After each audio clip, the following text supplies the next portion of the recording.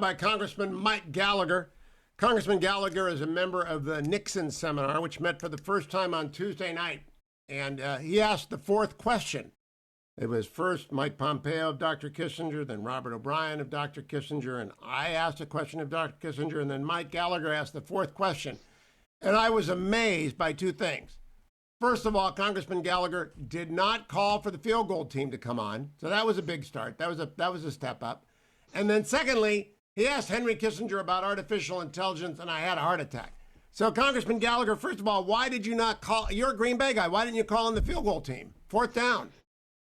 You know, I'm a little slow, Hugh, but I'm faster than Chad Henne, which is more than I can say for the Browns defense, because you got to be pretty slow to be slower than Chad Henne. Old man Henne, scrambling for 13 yards, sealing the game against the Browns. But once I get it together, it's interesting about Dr. Kissinger. I mean, there's so many things that he's written about, but in recent years, he's written a lot about artificial intelligence, not from a technical expert perspective, but from a geopolitical and strategist perspective, and really this earnest desire to grapple with what he senses is a game-changing bit of technology, one that the Russians, the Chinese, and American thinkers have said is going to be key to geopolitical competition in the future. And I'm always interested in how people like that think about technology and its role in geopolitical competition. I'm gonna come back to the answer itself, but obviously you had done some reading that Kissinger, because I had no idea that Dr. Kissinger had written about this. But when he answered, he's been meeting with Eric Schmidt and the provost of MIT every Sunday for 4 years. I kind of knew we were on safe terrain. Did you know that? I knew that he was close with Eric Schmidt, who is heading the AI Commission, and the AI Commission just released a report recently. I actually didn't know they were meeting on a regular basis, but one of the things he's been grappling with too intellectually is the ethical uses of AI. And this is something that we need to think about as American policymakers, as well as American business leaders.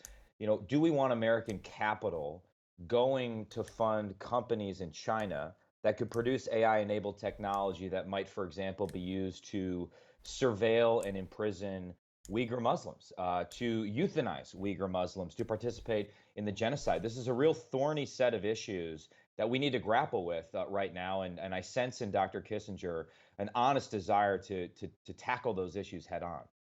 Did you were you as impressed as I was about Dr. Kissinger's capacity at age 97 for give and take?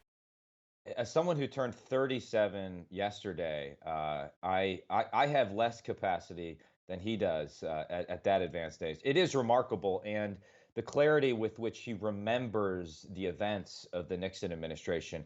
I initially wanted to ask him about his relationship with a great Wisconsinite who passed away a couple years ago, Secretary of Defense Melvin Laird. And in Kissinger's memoirs, he talks about Laird as the only person who was able to routinely best him in bureaucratic battles, because Laird was such a wily political operator and a shrewd operator. And the way in which he describes Laird is absolutely fascinating. And why I'm interested in that is I think they faced a similar set of challenges that we do today. The challenge then was, how do we withdraw with honor from Vietnam? How do we effectuate Vietnamization while reducing American presence in order to refocus on a great power adversary? In that case, it was the Soviet Union. And so too today, we're wrestling with, how do we reduce our force presence in one theater, the Middle East, in order to refocus on a great power adversary, China? And we now have the third administration that is committed on paper to rebalancing the Pacific, but the previous two administrations did not actually rebalance our military forces to the Pacific. So it'll be very interesting if Biden is able to succeed where his predecessors failed, and Kissinger is in an ideal position to advise us on how to do that successfully.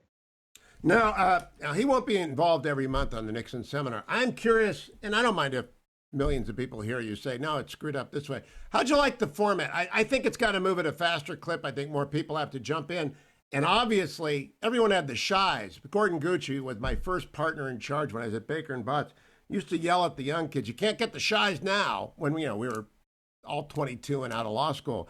You got to speak up. What was going on there? Were people just overwhelmed by Kissinger? Well, I think I'm a very intimidating presence, Hugh, and when people are with me, they don't want to speak up. As for the pace, Hugh, it didn't surprise me that a Browns fan would be operating at such a slow pace. That pace that even Chad Henne could go faster than, but we can find ways to speed it up, and We maybe go we to the have 5 minute offense. 20 minutes of cocktails prior to the actual discussion will get people over the shies in the future. That will be good. Now I go back to AI. Kissinger reframed your question a little bit. He said, if you're asking me about the strategic impact, which meant, of course, great power competition, the bottom line was we cannot allow the PRC to get ahead of us or they'll forever be ahead of us. Wasn't that what he was saying? Yes. There's sort of a first mover advantage to these types of technologies. And the CCP has an advantage in one respect when it comes to AI. And it's not just the amount of money they're throwing at the problem, it's the amount of data that they're vacuuming up from their population in a Yep. near total surveillance state. In many ways, we can look at what's happening in Xinjiang province as an experimental, test for what they want to export, not only through the rest of their country, but globally. And so this is a real challenge. Now, we have some very energetic and thoughtful people in the Pentagon working on this problem at something called the JAKE, the Joint AI Center. Some really innovative Marine Corps thinkers working on this problem. But beyond just investing more resources in it and finding out a way for the public sector and the defense community in particular to better collaborate with the private sector, we really need to work with our allies to establish the rules of the road here. What are the parameters for the use of this technology? What does a non-proliferation regime look like for AI? I mean, this is the new Cold War, and we're grappling with questions like this, and we're going to be the ones, hopefully, in a position to define the rules and enforce the rules going forward. I want to explain a little bit from my reading of The Age of Surveillance Capitalism by Shoshana Rubin, that Rosoff, that what you just said, for the Steelers fans out there, I think we can both agree we got to break it down slowly. China has 1 billion people. The United States has 330 million people. Each one of those people produces data simply by having a device or sometimes by being near a device. They produce data. The more data you have, the more data you can crunch and use to predict via algorithms.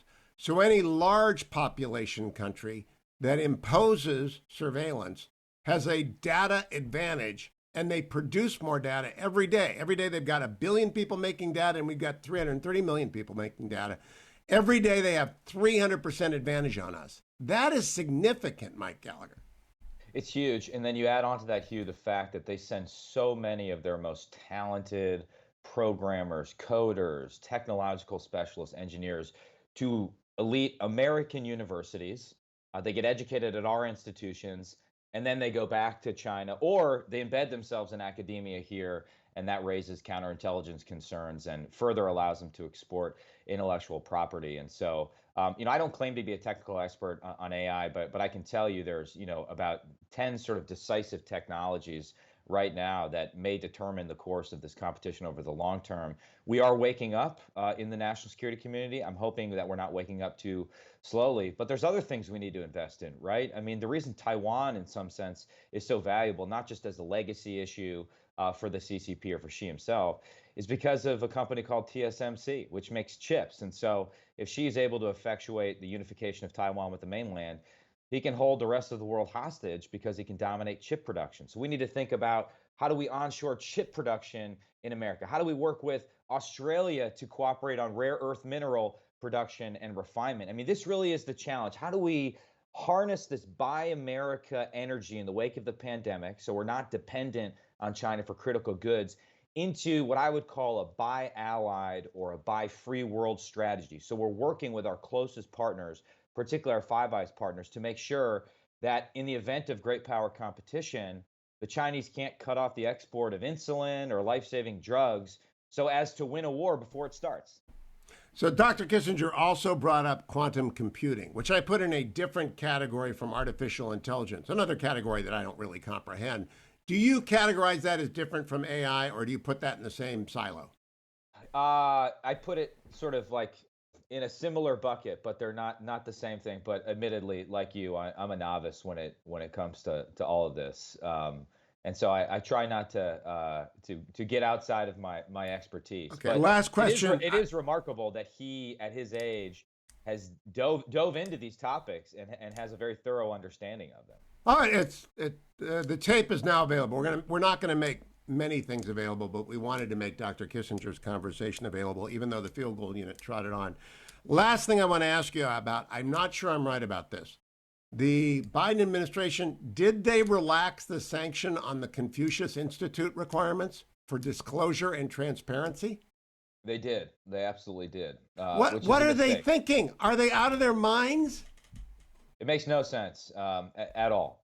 The fact is, we should be scrutinizing PLA-affiliated researchers at American universities. There's bipartisan support for that initiative. I intend to pursue a legislative path to overturning their executive order, which undoes the Trump administration's executive order.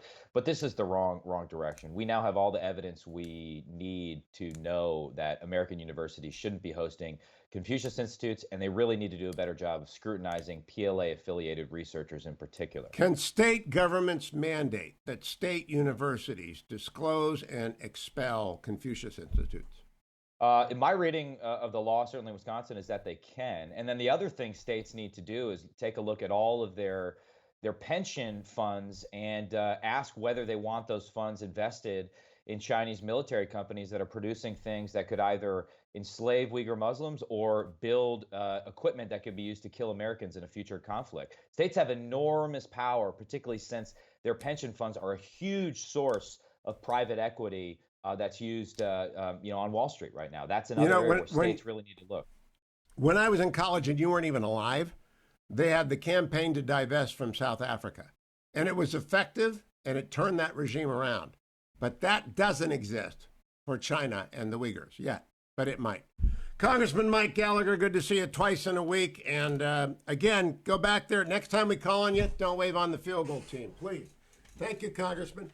Time for Relief Factor. I got to send a lot of Relief Factor to Green Bay.